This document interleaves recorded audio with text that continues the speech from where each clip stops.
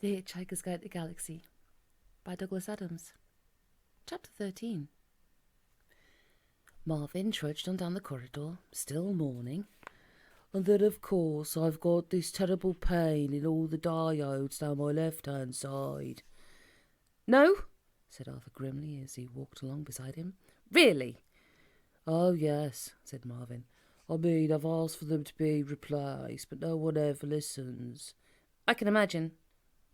Vague whistling and humming noises were coming from Ford. Well, he kept saying to himself. Zaphod Beeblebrox. Suddenly Marvin stopped and held up a hand. You know what's happened now, of course. Know what? Said Arthur, who really didn't want to know. We've arrived at another one of those doors. There was a sliding door left into the side of the corridor. Marvin eyed it suspiciously. Well, said Ford impatiently. Do we go through? Do we go through? Mimicked Marvin. Yes, this is the entrance to the bridge. I was told to take you to the bridge. Probably the highest demand that will be made on my intellectual capacity today. I shouldn't wonder. Slowly, with great loathing, he stepped towards the door like a hunter stalking his prey.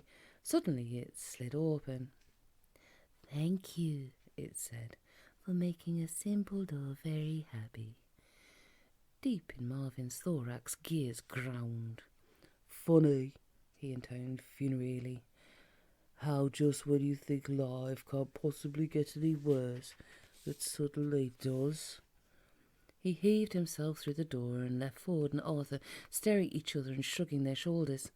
From inside they heard Marvin's voice again. I suppose you want to see the aliens now, he said. Do you want me to just sit in a corner and rust, or just fall apart where I'm standing? Yes, just show them in, would you, Marvin? Came another voice. Arthur looked at Ford and was astonished to see him laughing. What? Shh, said Ford. Come on in. He stepped through into the bridge. Arthur followed him in nervously and was astonished to see a man lolling back in a chair with his feet on a control console, picking the teeth in his right-hand head with his left hand. The right-hand head seemed to be thoroughly preoccupied with this task, but the left-hand one was grinning a broad, relaxed, nonchalant grin. The number of things that Arthur couldn't believe he was seeing was fairly large. His jaw flopped about at a loose end for a while.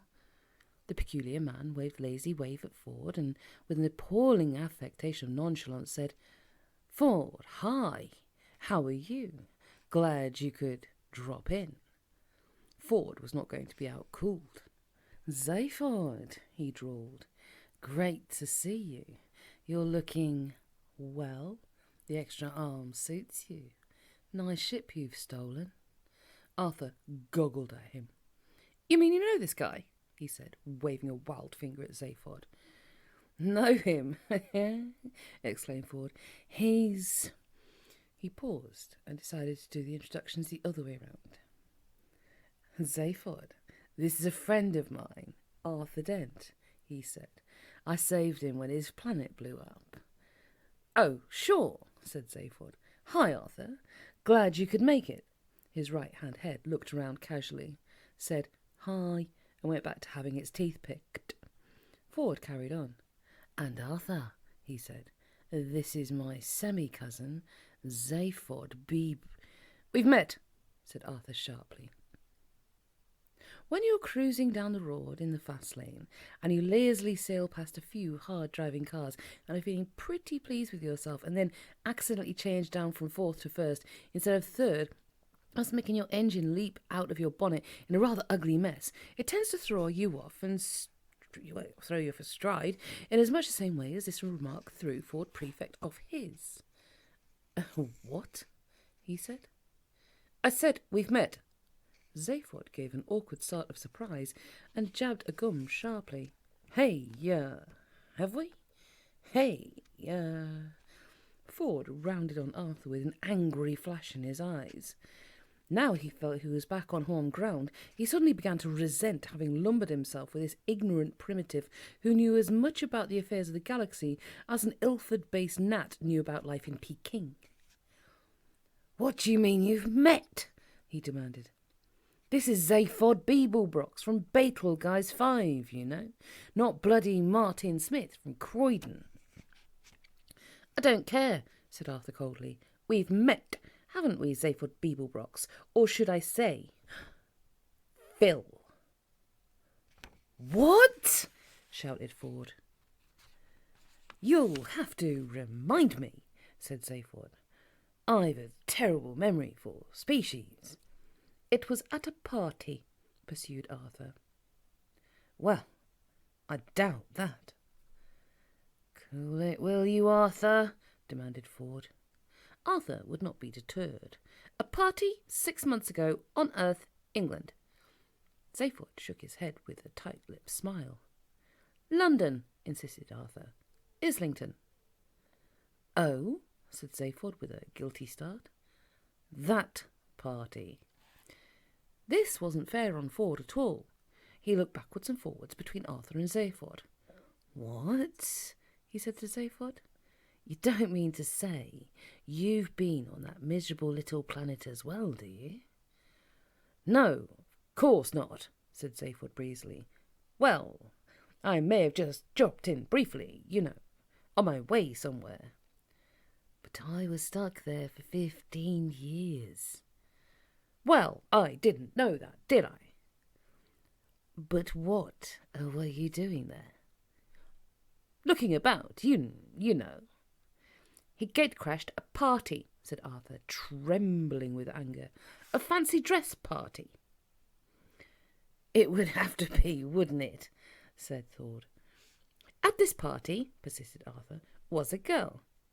Oh, well, look, it doesn't matter now. The whole place has gone up in smoke anyway. I wish you'd stop talking about that bloody planet, said Ford. Who was the lady? Oh, just somebody. Well, all right. I wasn't doing very well with her. I'd been trying all evening. Hell, she was something, though.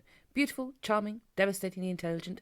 At last I got it to myself for a bit and was plying her with a bit of talk when this friend of yours barges up and says, Hey, doll, is this guy boring you? Why don't you talk to me instead?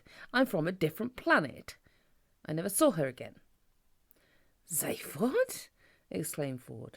Yes, said Arthur, glaring at him and trying not to feel foolish.